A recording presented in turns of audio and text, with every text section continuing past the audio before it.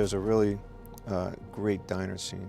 Just sitting across from him, across a little dining table. And there would be times when I was supposed to act, but I just found myself just looking at him going, that is so just weird.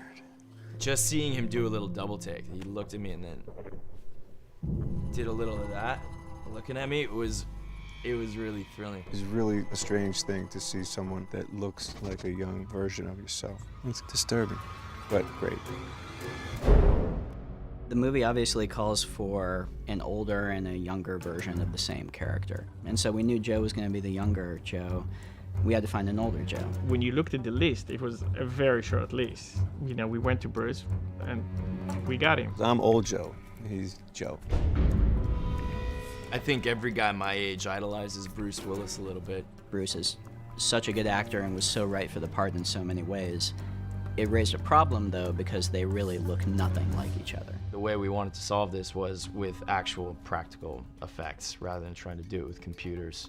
Ryan's pretty big on trying to make it real. It was 3 hours in the makeup chair every morning. I had had the pleasure of working with arguably the best special effects makeup designer in the world, Kazuhiro Tsuji. Honestly, and I don't throw this word around, he is a genius. Like, just watching him work, he's such a consummate artist. We'll just pick a couple key features, alter them just enough to give the audience something to grab onto. It's a subtle difference. There's, you know, a nose, lips, eyebrows, ears, and eye contact lenses. It's also a credit to the guy Jamie Kelman, who was on set every day applying the makeup, and Jamie and Kazu worked very closely together. The second that Joe put on the makeup, got in front of the camera, and started building this character of young Joe, I knew we were gonna be all right. I went into his trailer and no one had told me he was in prosthetics, so I remember thinking, he looks nothing like I imagined. So I was talking to him for about 20 minutes and then I suddenly thought, oh my God, I'm not talking to Joe Gordon-Levitt, I'm talking to his stuntman or something, like who am I talking to? And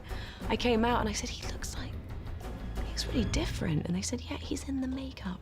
And I was like, oh my God. When I first came to set, he and I sat down and talked for a long time. He was in his full look. And so I spent all day with him that way, and then a second day like that. And so when I finally saw him the third night, we all went out to dinner, and when I saw Joseph Gordon-Levitt, it felt sort of awkward because I don't know him. You know what I mean? I was like, I know the guy with the blue eyes and like the broad nose. It was weird, it was funny. He doesn't imitate Bruce, he creates a character that feels like a younger Bruce in the movie. And so he's doing a very specific voice, and he took on a lot of Bruce's mannerisms.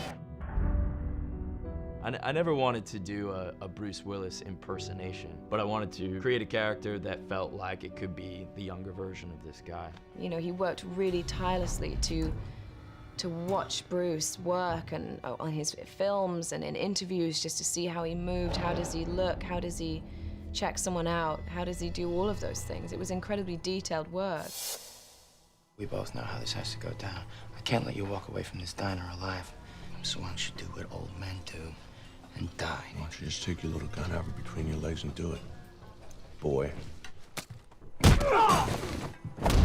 He picked up some of my cadence of speaking. We were in the middle of doing one of our scenes together, and in between takes, at some point, he's just subtle. He's like, man, you sound like me. And I, you know, trying to play it cool, I'm like, oh, thanks, dude. Inside, I'm like, yeah! I more just wanted to have a bit of that Willis flavor. When I would get done with this makeup and look in the mirror, I was there. I mean, it kind of does so much of the work for me. You know, oftentimes when preparing to become somebody else, there's all sorts of different ways you can kind of figure out how to get into character. But changing your face into someone else's face, I couldn't help but stand a little different and talk a little different. And that's where this character of Joe started to come from. I'm gonna kill him!